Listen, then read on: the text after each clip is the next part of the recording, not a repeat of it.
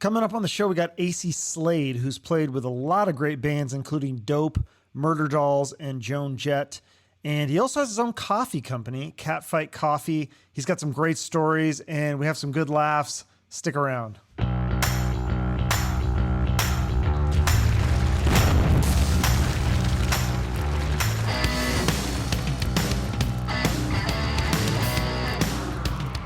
We're doing it. Welcome, Acey Slade. How's it going? How are you doing? I'm doing great. Ready to do this. Yeah, it's exciting. You're in so many bands. I don't know if we have time to talk about every band that you've been in, but it's pretty amazing. Yeah, I'm a very lucky guy. Do you consider yourself, would you call it like a journeyman, or what's the term that you prefer? Vagabond, maybe. It's funny, I did an interview earlier where the person was asking, it's like hired gun. That's a word that gets used. He was politely asking like how I feel about it, and it's mixed emotions with it because I play with all my favorite bands. I'm lucky about that. Mm-hmm. But if it's me, I'd only be in one band. You know what I mean? It just, the way things work these days, I have to stay active, Oh no, Eddie Trunk always talks about that, how everyone is like in so many different bands right now. That's kind of the way the music business is, I would assume. Yeah. Have you seen that movie, Hired Gun? Yes. I was bummed I wasn't in it, but yes. Oh, were you? Yeah, were you supposed to be? No. I wasn't asked. You should have been, yeah. I mean, there's so many great musicians, though. It's like, I mean, that list could be thousands of people. Sure, and to be honest with you, like the diversity of people that he covered in it was very vast. So I'm half joking when I say that I should have been in it. Yeah. So it's funny because I'm just now discovering some of the bands that like I didn't really know super well, but like Dope is so good. Why wasn't this band bigger? Well, we did our first record and they spent a ridiculous amount of money on the band. And then we went to do the second record and it came out like right around the time of 9/11. Mm-hmm. And so that was just a terrible, terrible time for the music industry, between the industry not knowing whether to make heads or tails of streaming and downloading. And then also songs getting censored and banned from the radio that didn't make any sense. Our video was banned from MTV because it showed kids, like we were playing in a glass bubble, kind of like a glass container. And at the end of the song, the fans like break through the glass and then they're all cheering. And they're like, nope, we can't show any videos of anybody jumping through glass because that's too close. People will be triggered from 9/11. And so that was like, we started off the second record with a, $150,000 video that already was banned. So it's like, could you show it in other countries though? Cause like that wouldn't be as triggering to like somebody in Australia or something, I would assume, right? Also, I guess. But they didn't show it to anybody. They weren't really interested in breaking us outside of the US, which was, I think, also a big, big mistake. Yeah. That band never left the US. That's interesting. Yeah. Cause I would think that kind of stuff could be really big in the UK and Australia, and wow. Sweden is a big rock capital right now, I think. Yeah. We should. I mean, when we look back on things, the singer Edsel and myself, and we look at some of the mistakes that we made, that was definitely one of them, was not going to Europe, for sure. So you guys don't have as that much of a say over that. That's at that time when you're under a big record label, then they're kind of in control of those things. Yeah, and management steers the boat a lot. And I mean, in a way, it made sense. I mean, who knows how things would have gone otherwise? But our management had a bigger pull in the States, and timing too. It's like, well, you got to wait for the right band to go over to Europe with as an opening band. So there's a lot of variables, and it just seemed like the opportunities were more abundant for us in the States than they were in Europe. So yeah. It's interesting that like, so the singer, you guys met at like a convention or something, and he liked the way you look. Had he ever heard you play though? No. That reminds me of like the hair metal days where they're like, oh, this guy looks cool, we want him in the band. Absolutely. Well, I mean, that's what drew us together. We were probably one of the few bands that was still like, well, we don't care. We liked Motley Crue. What the fuck? Yeah, no, but it's like, but you also like the punk stuff. So it's like, that's a cool mix, in my opinion, I think. Yeah, I mean, for me, when I hated where I grew up at the time, but because it was out in the country. But for me, as a kid in the country and not knowing about micro subcultures, like to me, a picture of Sid Vicious with black spiky hair, it wasn't a whole lot different than Nikki Sixx with black spiky hair, or a whole lot different than Trent Reznor with his black spiky hair, or he had his braids at the time or whatever. So to me, it was all outsider music that I lumped together, and in Dope, we all felt the same way about that. Yeah. Oh, that's interesting. So I knew you were from Pennsylvania. I didn't know it was the country part. Like, are you close to the Pennsylvania Dutch? I'm always fascinated by that culture. Really? Yeah, yeah. I think that's to this day. That's why I like fancy pointy hats and pointy shoes. It's the Amish influence. Yeah. I mean, they're the true environmentalists. I mean, they're not using any gas. Like they're legit.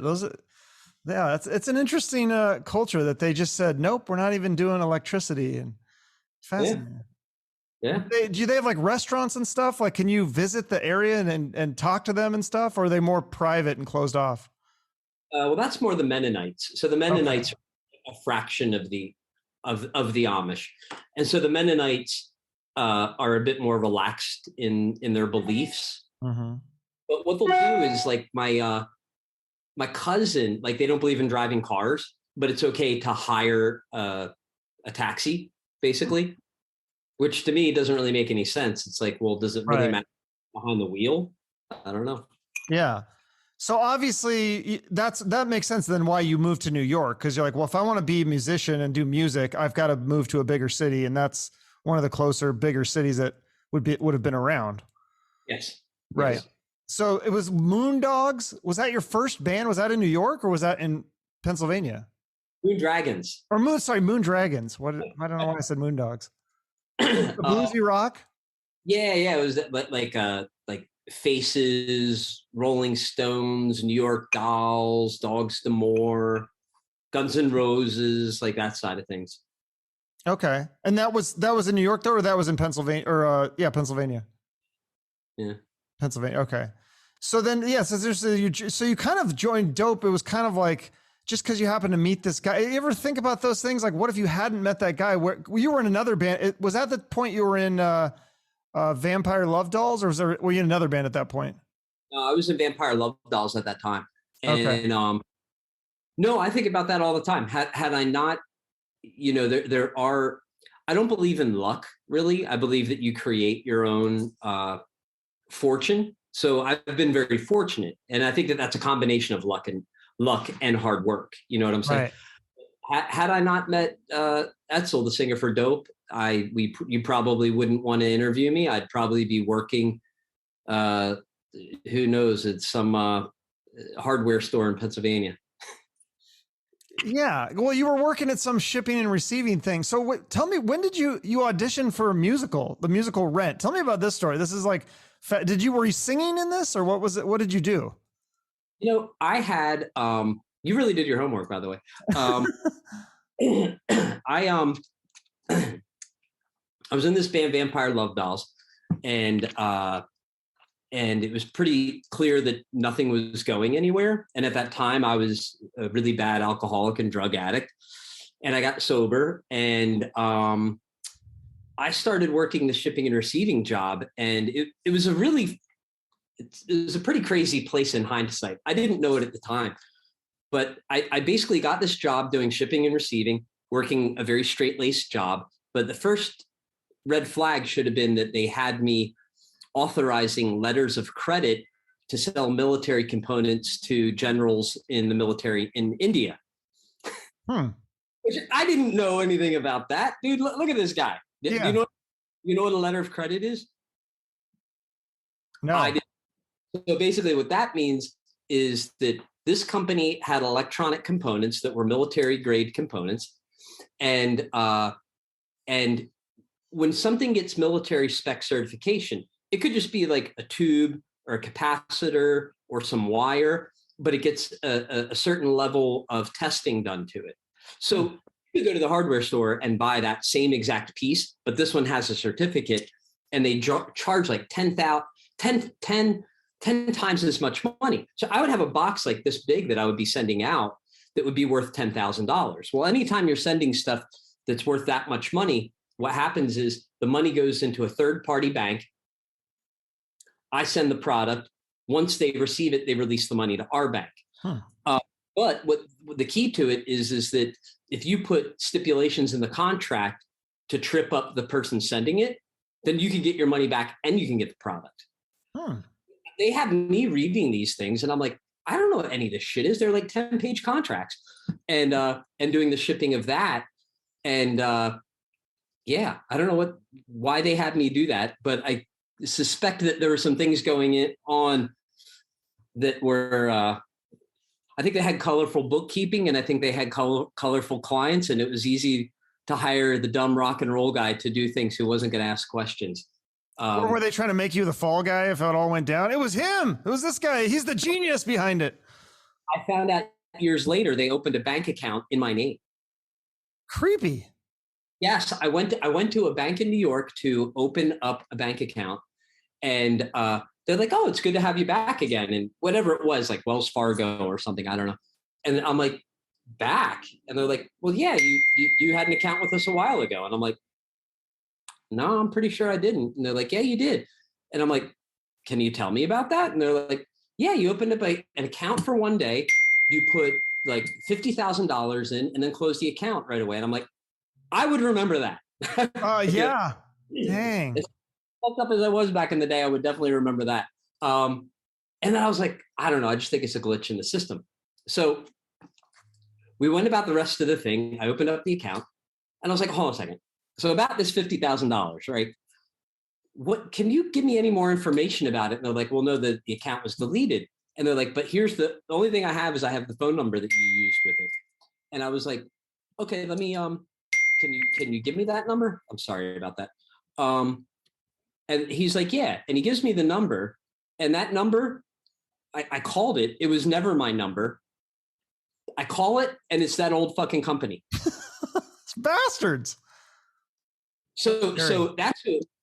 And they opened a bank account under my name, and put 50 grand in it for one day. I don't know why. And then took it back out. That's bizarre. I wonder, does that screw up your credit or anything? Have you checked into that? Or oh, my credit's fucked anyway, so I don't care. Nice. Well, anyway, so back to the music. So then, yeah, you end up you joining Dope, and then Murderdolls. This is another like one of those bands where I'm like, this band should. I mean, I guess you guys had a lot of success, but I feel like it should have been even bigger. It's described as a Motley Crue meets the Misfits, which I'm like, I love that. That's a great. Do you agree with that description? Oh, hell yeah. Yeah. Yeah, it's like so punky, but it's interesting because it had Joey Jordison, who was a drummer for Slipknot, but he plays guitar in the band. What, is that just because it was kind of his project? So he's like, I'm going to do something different. Yeah, Joey was always an extremely creative guy. And when he was living in Iowa, that's another one of the things that we had in common, just being small town guys. And he started Slipknot. He was the drummer, but he was always a guitar player first. So he started on guitar. Slipknot couldn't find a drummer, so he started playing drums, and obviously went on to become one of the most world-renowned drummers out there. And he still liked playing guitar, so he started this punk glam band with his friends in Iowa, and recorded it, and then decided he wanted to release it. And when he wanted to release it, he wanted to get some guys in the band that were a little bit had I guess better show legs might be a better way of explaining it without making it sound like go-go dancers. But had a little more experience. So yeah. So that's interesting. I'm not a fan of the show, but you guys appeared on Dawson's Creek. And I know the character, the James Vanderbeek guy, was a big horror movie fan. So is that why you were on the show? Or tell me about that experience. That must have been interesting. I have no idea how we got on that show. And just to show you how far my head up of my ass was, I had every intention of trying to mac on Mina Kunis there. Like, Wait, I was thought, she on the show? Or are you talking about Katie Holmes? I'm sorry, Katie Holmes. Yeah, You're right. yeah. Well, I guess I still have my head up. I like how you use the word Mac. I haven't heard that word in a long time. I was like, I bet I could get Katie Holmes. I was like, I bet she's going to see me play. She's going to watch us play on Dawson's Creek, the show that she's already a star of. And she's like, yeah, that's the guy. Needless to say, she blew it. You know, she had her chance with me, but she blew it. That's funny. I was kind of curious about Katie Holmes. I'm like, oh, I shouldn't push it. And then like you just went right into the Katie Holmes talk. I love it. So she was really cute back in the day. Yeah, she's still beautiful now. Yeah, I'm sure she married Tom Cruise and yeah. You know what I mean? She could have had me. I know. What's that guy got? So did you try to talk to her? Because do they keep you guys separate from the big stars? How does that work? They kept us separate. Number one, but well, not like in a rude way or anything. But the other thing too is that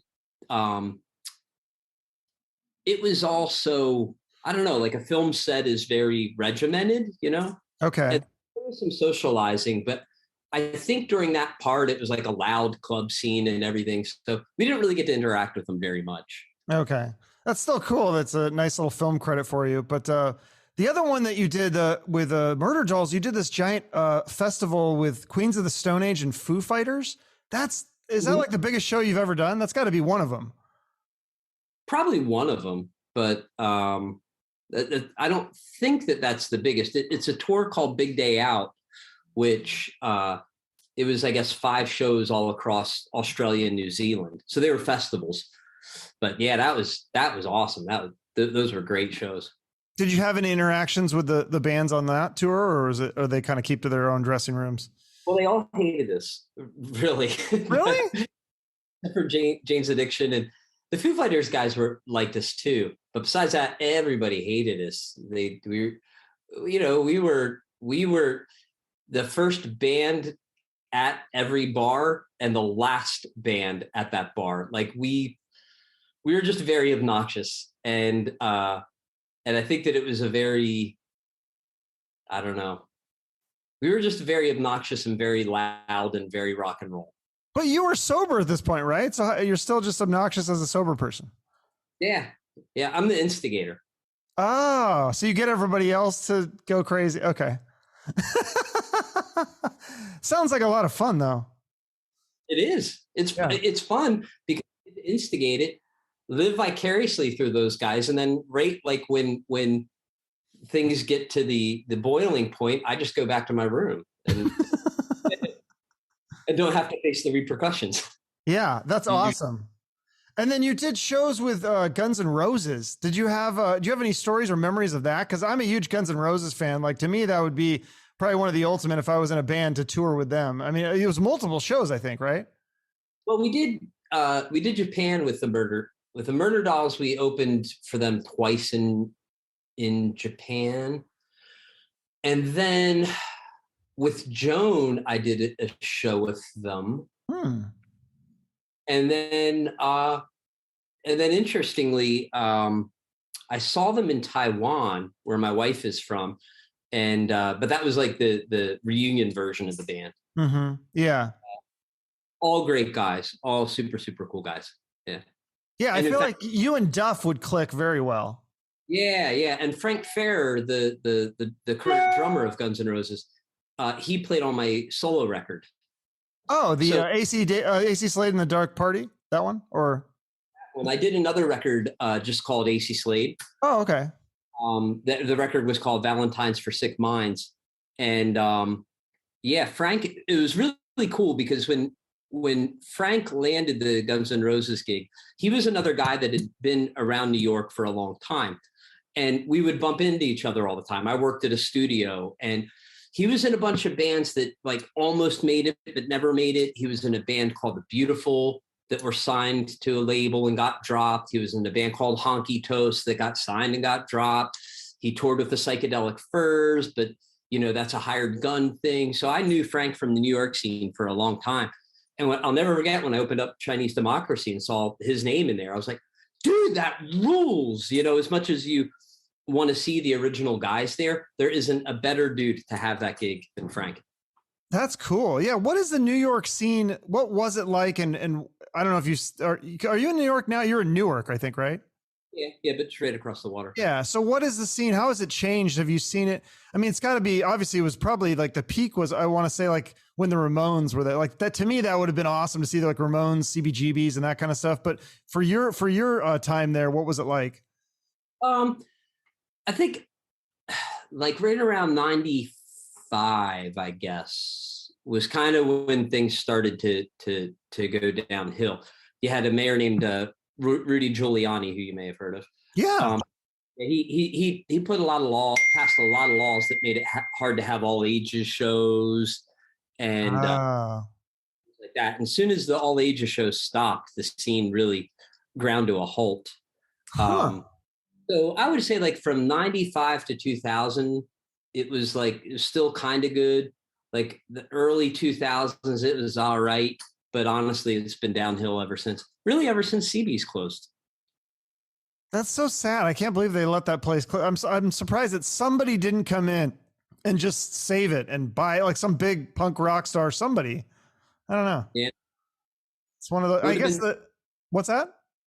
It would have been nice. Yeah. The latest one is the Viper Room in LA is going to be turned into condos or something, which is like sad to me. Sure. There's a lot of stories there too. Yeah. Oh, the other big tour I was going to ask you about that you did with the Murderdolls with Alice Cooper and Rob Zombie. That must have been amazing. Well, actually, I wasn't in the band at that time. Oh shit, you weren't in 2010? No. What were you? So was that when you were in? Is that when you left to do your solo stuff? No, that's when I was with Joan Jett. Okay, but before that, did you quit Murderdolls or what? Because there was a point where you're like, I'm going to be a hair cutter, and this is fascinating to me. You're like, I guess rock and roll didn't work out. I'm going to cut hair. Yeah, that was around 2009. Okay. So it was right before the Murderdolls reunion and right before I landed the Joan gig. Yeah. And were you still going to play music on the side just for fun though, or? I had. At that point, I'd played in Dope. I played with the Murderdolls. I tried doing my own thing. And it was one of those things where as hard as I worked, as much as I tried to do everything I could, nothing was working out. And I just felt like I needed to try something new, and it wasn't, I didn't have, basically my whole life, I don't really think a whole lot into the future. It's like I'm not quite, I don't know if I really say spontaneous, but I live in the moment, and I was like, well, I know that I'm getting older and, I keep taking these entry-level jobs and then going on tour and then taking another entry-level job. And then just felt like I wasn't getting any further ahead. And it seemed like music was in a really bad place. This was when streaming and downloading was, really rampant. And I just didn't really know what to do. And I was like, well, let me try getting an education. Like, I don't want to be a lawyer. I don't want to be a doctor. Like, I know what I want to be. I know what I want to do. I want to fucking play music.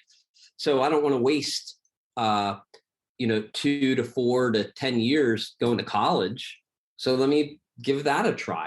And, I actually really liked school a lot. Really enjoyed it. And then got done. And I was like, I don't hate this. Don't love it. Don't hate it. I guess this is exactly what it's supposed to be.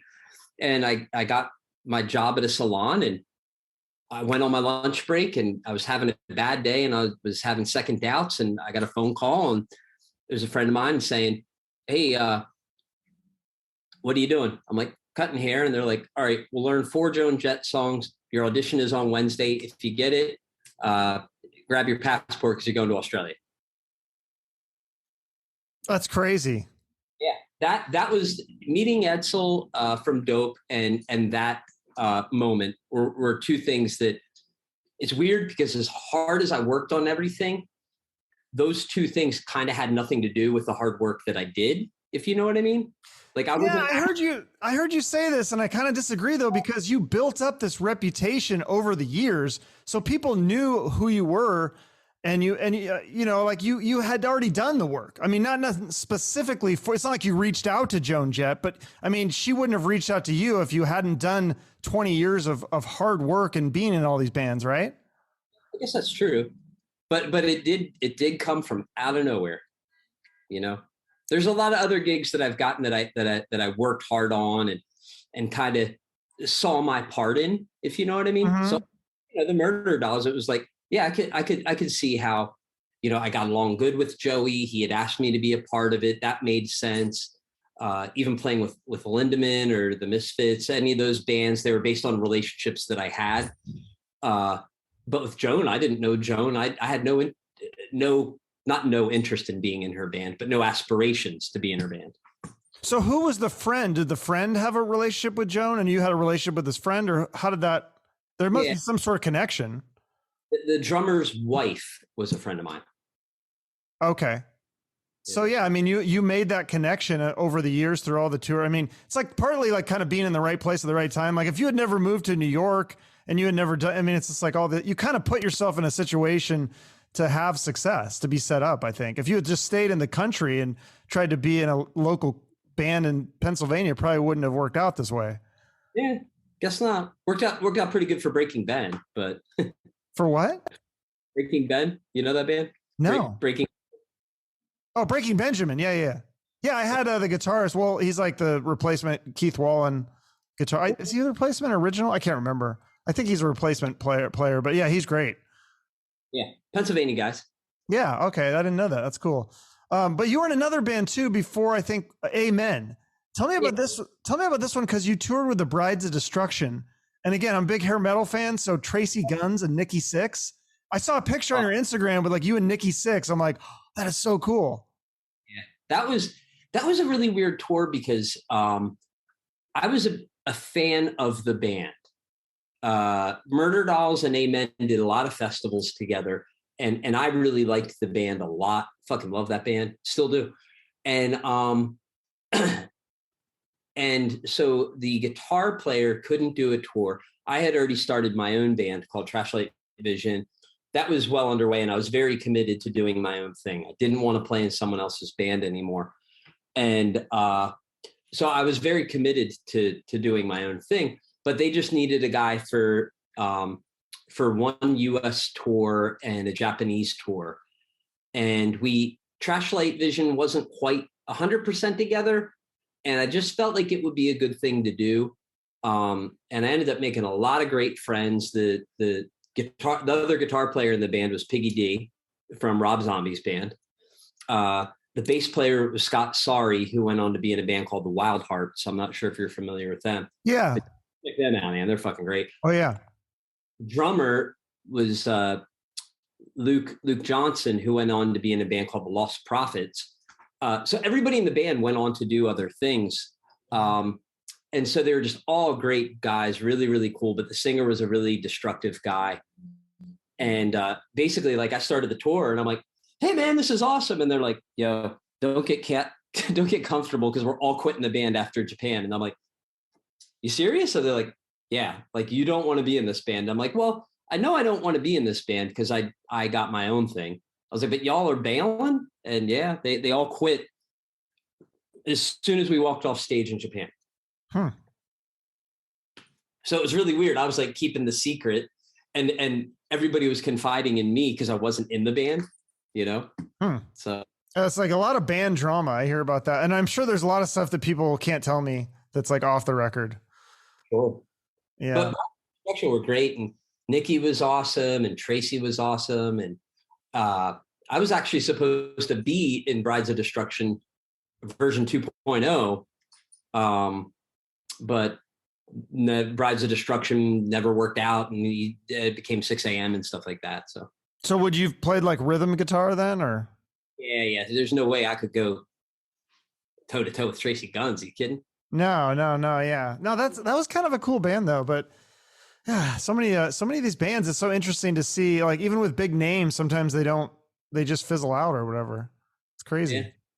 Have you ever thought of, because you say, sometimes you don't want to be a hired gun, and then sometimes the solo stuff, it doesn't work out as well.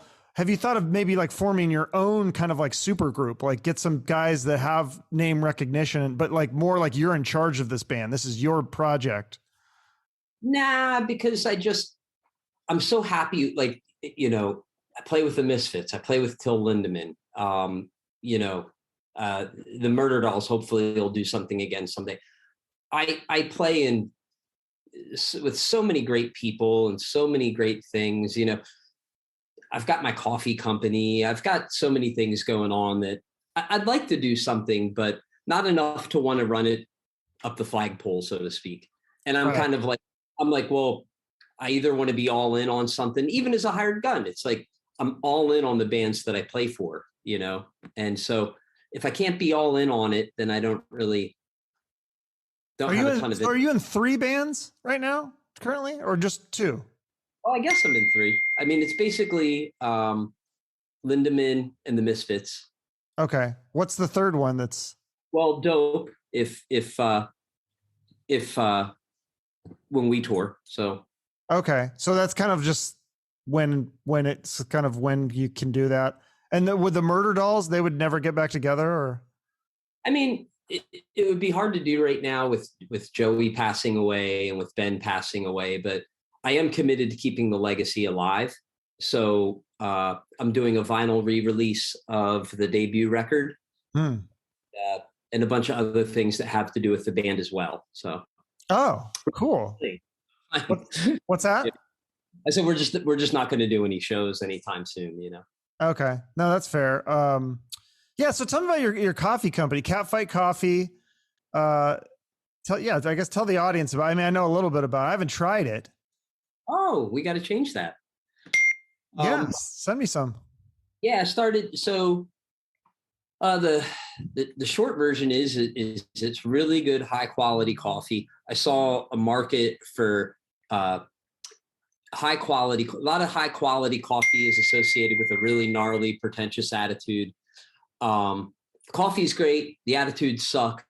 I saw a market to combine the great coffee with good, fun rock and roll, and that's CatFight Coffee. Okay, and then is it all just one flavor? Is there different like flavors or like? Yeah, we have several different coffees in our range. We have some stuff that's flavored, and then we have some stuff that's real high end single origin coffees. All of it is Arabica coffee, which out of all the coffees, Arabica is the better of the beans. So all of it is top shelf stuff. Why is that better? I never understood that. I've heard that before, but I don't really know why. Robusta is like the dirt weed of coffee. Okay. So basically it can kind of grow at any altitude. A lot of times it's lower altitude beans, which basically means all the water that runs down the mountain. As it comes down the mountain, it gets more pollutants in it. It gets more compromised. So all the soil, all the water that goes into these Robusta beans is like whatever ends up, at the bottom of the mountain, so to speak. So they're just lower quality. So your beans, they come from Colombia? They come from all over the world. Oh, interesting. Mexico, Colombia, Brazil. Okay. So this is like, this is a big project. This isn't like just like a side hustle. This is like kind of your main thing right now. 100%. People have to order it online, or can they get it in their local supermarket, or? It's mostly e-commerce. I mean, we're in probably about 20 different stores right now. Oh, that's pretty good. It's a good place to start. Are you trying to grow that, or are you just kind of mostly, you like just doing the e-commerce? Our faith is in e-commerce. If that makes any sense. Like that's where we put all of our energy, but the retail that comes to us, it's like, well, hey, that's great. We don't actively pursue retail. We actively pursue e-com. Gotcha. Okay, cool. I'll have to try that for sure. I love coffee. I have coffee every day. You can't digitally download it. So there we go. Hey, well, yeah, no, that's a good point, because you guys get screwed over with the album sales and stuff. So you got to find these other ways to make money. And I think that's a smart idea to start a, coffee company, salsa company, like clothing company, whatever, like, because people know you have a lot of followers on social media. You can use that to sell other stuff. Why not? Yeah. Yeah. And merch too. Does merch still, I mean, like you said, you're working on stuff for the Murderdolls. Like is that still like a good revenue source? Is merch from from bands that you're in? Oh, always. I mean, yeah, it's always a good side stream, but CatFight's really where I focus all my energy. What about acting? I heard you say something about you're an extra on the Russian Doll TV show. Is that something you do just for fun, or? Yeah, that was funny. That came up in the middle of the pandemic. I had a friend of mine who worked on the show, and Fred Armiston, saying his name right, I've met him several times. He's a big Misfits fan and has come to several shows. He's a drummer too, I think, right? I think so. Yeah. Yeah. His girlfriend is Natasha Lyonne. Oh yeah, she's from Orange Is the New Black and all sorts of stuff. And Russian Doll. Yes, of course. And so my friend worked on the show, and there was an episode where there was a subway scene and they needed a punk rocker. And my friend said to Natasha Lyonne, I guess, like, hey, what about my buddy Acey? He plays in all these bands. She's like, oh, Fred knows him. Yeah. So I'm just an extra, but it was a lot of fun. that sounds fun. Yeah. To see those sets. You're clearly a big, I don't know about TV, but definitely a big movie fan, horror movies and stuff, right? Dude, I would do acting in a heartbeat if I could. Really? Absolutely. And more horror movies or just anything? Well, I don't see myself in any rom-coms, that's for sure. What if you're like the guy that, I don't know, there's all sorts of supporting parts in it, all sorts of movies, but yeah, that'd be cool. Type or something like that, maybe. Yeah. But I would love to be in a movie at some point. Yeah, you'd think that it would happen with all these kids. Well, shit, like, yeah, just like all these connections with Fred. I mean, Fred's got to have more connections, and there's got to be lots of people that are fans of the bands that you're in. Does that happen a lot with, all these bands that you're in? Do people do you see like occasionally on Twitter or Instagram, people following you and going, whoa, like, I didn't know that person was a fan? Yeah, sometimes. But I tell you the thing that I enjoy more than anything is when I look at someone that's following me and I don't know who they are, and I look at their profile and clearly they're fans of our style of music and they're doing good in life. And that makes me feel even better because, a lot of people, if you're into the music that we play, it's like, we had hard upbringings. We've had, I haven't always had the easiest lives or whatever. And knowing that they used to come see my shows as a kid and knowing now that they're good parents and they're playing rock and roll for them and maybe buying their kid their first car at 16, that means more to me than a celebrity follow. I love seeing that. That is cool. Of course, you never know, like, you're seeing someone's social media, so you don't know what goes on behind closed doors. But yeah, to know that they're like, they're not posting about hating the world or something like that. That's always nice. Yeah. And, and it's funny too, because sometimes now they're in a position to help us out. So like one guy that used to be a big fan of my band, he's a county sheriff now. And so it's like, it's funny. It's like, he gave me like a PBA card and he's helped me out with like a few things. Not that I have legal issues. I don't mean it that way, but like, it's nice that I can call in a favor, Yeah. It's call in a favor to a guy who's a cop, who's a fan of a band that sang a song called Fuck the Police. That's right. They covered Fuck the Police. But wait, yeah. What do you think of that kind of stuff? Like there's a lot of censorship going on now. It's so weird to me because I felt like, I'm like, didn't we go through this in the 80s? And Dee Snider was like, no, we're not going to take it. And now it's like, I feel like we're going back to censorship. It's odd to me. It is, but at the same time, it's funny because we had a conversation about this on one of the Dope tours. Like, so first of all, I've never been a rap rock fan really. And so Edsel, the singer for Dope, he's like, I'm thinking about taking Fuck the Police out of the set. I'm like, I'm okay with that because first of all, I just never was crazy about the song, number one. number two, now some of my friends are cops. Do you know what I mean? And of course, yes, I hate the bad cops. Don't get me wrong. I'm not. That's what they should have called the song. Fuck the bad police, not all the police. Exactly. Yeah. But you get a little older and you realize, like, New York City cops, where we're from, when you're young and a cop is coming down on you or whatever. Well, first of all, we were probably doing something that we deserved to get come down on, first of all. Second of all, as an adult man now, I realize that a starting cop in New York makes like minimum wage. Their training, I had to get more training as a hairdresser than they did to be a cop. And I guess it's more not being pro police, but more empathetic to all situations. I'm certainly glad to see a lot of the things that were happening over the past 2 years. Yeah, like a lot of bad cops were getting weeded out, and there were a lot of guys who had badges and an extension of their penis and shouldn't have had them, But so yeah, there's two sides to it. I guess that's what I mean to say. Oh, definitely. Yeah. And it's like, and we're white guys. So we grew up with a totally different perception of the police. Like I remember my parents when I was a kid, like whenever we'd see a cop, my parents would tell me like wave to the police and be nice to the police. But like if you're a black kid in America, like your parents, like I never heard of this like until the stuff of the last couple of years where I've like, if you're a black kid, like you have the talk with your family. I was like, what's that? What's the talk? And it's like, they talk about the police and how the police are like typically not your friend as a black person in America. I'm like, I literally had no idea that was like a thing. Yeah.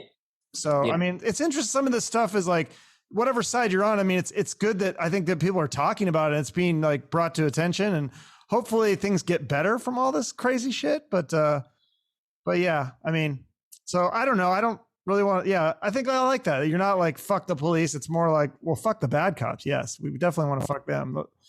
And like you said, they're getting weeded out. So I hope that's a good thing. Yeah. I like the song too. The other one that says fuck that you guys do with the Murderdolls. I love to say fuck. I'm like, oh, that's such a cool song. I love shit like that when I was a kid, it was like, I loved NWA. And so I remember like having to tape it on a blank tape and write like New Kids on the Block and like listen to it like on my headphones. But I love that kind of shit. Yeah. Well, I think, and back to what you were talking about before, the problem is a lot of things that go on right now are contempt prior to investigation, where it's people, people talk about, what do you call it? The whole, what's the word? I'm drawing a blank now.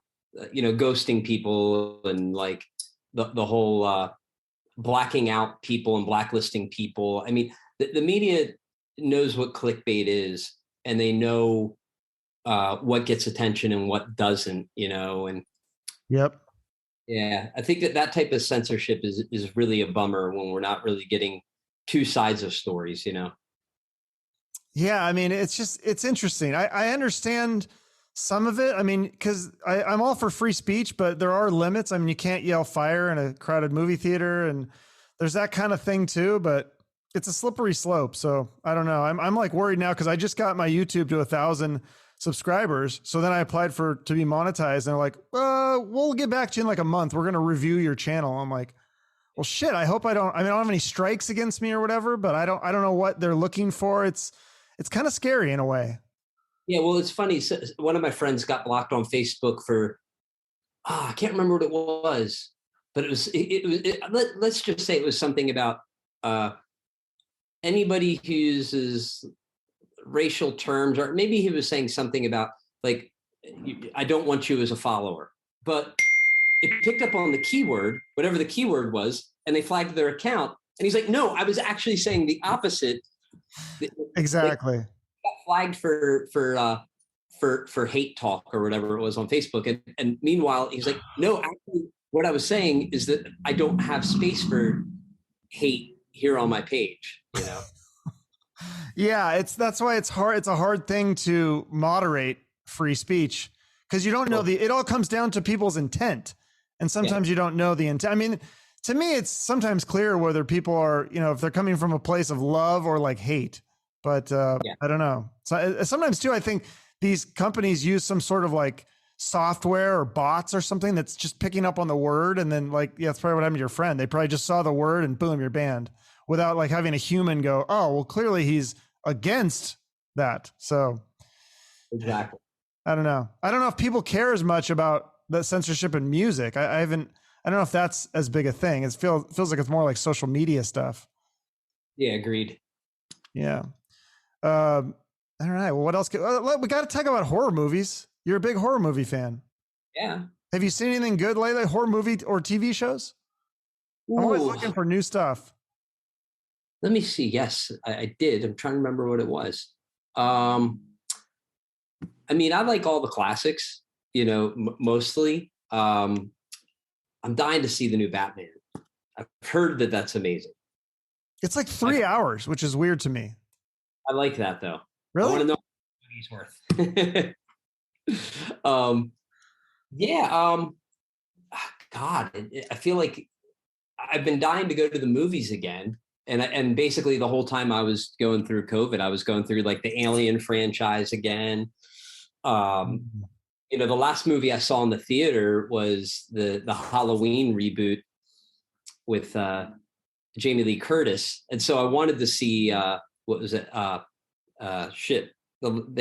one that they just did with Jamie Lee again. And I didn't see that yet. So actually I've been out of the loop on horror the past few months. Any suggestions? Really? I mean, I feel like there's so many. I always find good shit on Hulu. I feel like Hulu is the best. I don't know. What sucks, I always forget like the names of them and stuff. But yeah, like I feel like I always look for horror movies, and I feel like Hulu has the best selection of like good movies. There's a lot of shitty movies. I mean, there's some good ones on Netflix and stuff too, but there's so many shitty ones. It's hard to sort through. Yeah. Have you gotten hip to Shudder yet? No, but I heard you talk about it, and I've definitely seen it. Is it worth it? It's like $5 a month or something. Yes, it's absolutely worth it. So it's got a really good selection. Yes, and I love The Last Drive-In with Billy Joe Briggs. Yes. He is awesome on that show. I love that show. So that I watched a lot of that. A lot of his reviews and commentary on horror movies is great. Like Henry Portrait of a Serial Killer. That was really, his commentary on that was really good. So what is he, just reviews horror movies? Well, so the movie will play and it's a lot of B movies, but when they go to a commercial break, he'll give some input and some commentary. It's not while the movie's going. Oh, it's like his old show that he had. Didn't he have one on like USA or something? I remember seeing that. Yes. Yeah. Yes. And then what was the other girl? Rhonda. It was like USA Up All Night. Remember that one? Like I used to watch that as a kid. I was like, oh, this is great. Yeah, that was a good one. Yeah, back in the day before there was all this streaming crap, you had to watch commercials and like you had to watch like edited Friday the 13th. So you're like, what? He killed the guy. Why is there no blood? Like, yeah, it was rough. Yeah. But now we got all. What's that? He's great. I would suggest getting a Shudder membership for sure. Okay, I'll definitely have to do that. I have so many freaking streaming, but what's another one? What's another $5, right? Yeah, exactly. Yeah, cool. Well, I'll let you get going here. I like to end each episode with a charity of the guest choice. Is there one that you want to promote here? Or I know you're big into animals, or if there's something else. No, actually, my friend Roger. I'll send you the link.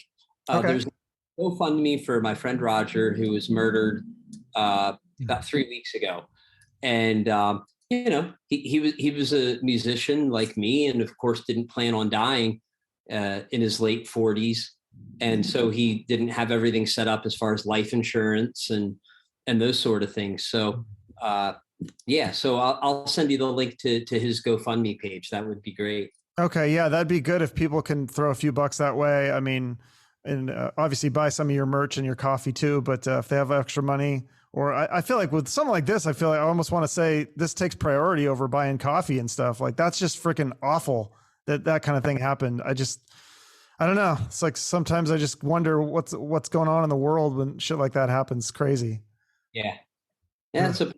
He was a good one, but Yeah, that would be great, man. If Okay. anybody donate to his GoFundMe, his family could really would really appreciate it. I will definitely, yeah, send me the link and I'll put that in the notes along with, do you have a website, or like, I can't put a website for like every one of your bands. It'd be like 10 websites. They don't need any advertising, man. Yeah, so I have aceyslade.org. Okay. And that's got all your links and stuff to the coffee and like all, I mean, people can obviously it's not that hard to find. Google Murderdolls. I don't think a lot of stuff's going to come up other than your band and Dope and all that. Well, Dope might come up with a lot of different, maybe Dope Band if they put that in, right? Yeah. Dope and Dope Army. Yeah. And follow you on social media. I follow you on Instagram and all that stuff. Yeah. Awesome. Cool, man. Thanks. Make sure you send me links to the interview and all that stuff so that I can repost it and okay. Spread the word of your podcast. Thank you. I'd appreciate that. Yeah. Sometimes people say they're going to do that and then they don't. And I go, well, why did you say you offered it to post it? And then I don't know. I don't know what the etiquette is on that. Do I send another message and say, you didn't post it? I don't want to be a dick, but I will send it to you. Yes. Clear about it from the beginning. What's that? You're clear about it from the beginning, then you can hold them to it. Yeah, I think so. Yeah, maybe I need to follow up. Like Fear, I had Lee Ving on from Fear, and his manager's like, "Yeah, we'll post that," and then I'm still waiting to hear that. So I hate doing managers, man. It's like they always things get lost in the sauce. If it's something that's got my name on it, I'd rather be the direct. Yeah, it's tough. That's a tough thing to, especially I'm sure they're managing like multiple bands, and so it probably gets lost. I guess I got to be like annoying, which I hate having to do, but I had to kind of be annoying to you a little bit. I think I think I bugged you a little bit. So thank you for doing this. I appreciate it. Fucking annoying. No, I'm kidding. Yo, I'll have to have you back. I kind of want to do like just a full on episode about horror movies. Like maybe have you and like Ace Von Johnson. You know him, right? Oh, of course, that would be great. I'd love to be on a show with him. Okay, let's do that. Yeah, I'll try to find it. I just need a fourth person so that it looks right for the Zoom when we have a full square. Yeah. Cool. All right. Cool. Sounds good. All right, brother. Well, thank you so much for your time. Yeah, thank you. I appreciate it. Thank you so much. See you later. Take care. Bye-bye. Thank you so much to Acey Slade. Check out all his bands. And if you want to support Acey, make sure to follow him on social media, buy some merch, or go see a show. And buy some of his coffee, CatFight Coffee Company. And normally I would say, buy the stuff, and then if you have a few extra dollars, throw it towards the charity.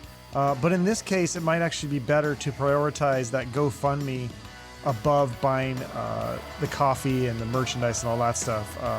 Sounds like it's a dire situation, terrible thing. And that's, I try to use this platform for good. And I think if people can throw a few bucks to that GoFundMe, I think I'm going to throw some towards it. It's just, I think that'd be a good thing to do. So if you want to support my show, you don't have to give me any money.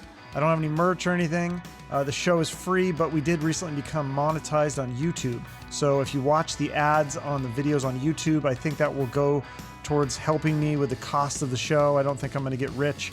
But other ways you can support the show is just by listening, sharing, liking, commenting, all that stuff. And if you want to go the extra mile, you can write me a nice review on Apple Podcasts. I'd appreciate that. Thank you all for your support and listening. Have a great rest of your day, and remember to shoot for the moon.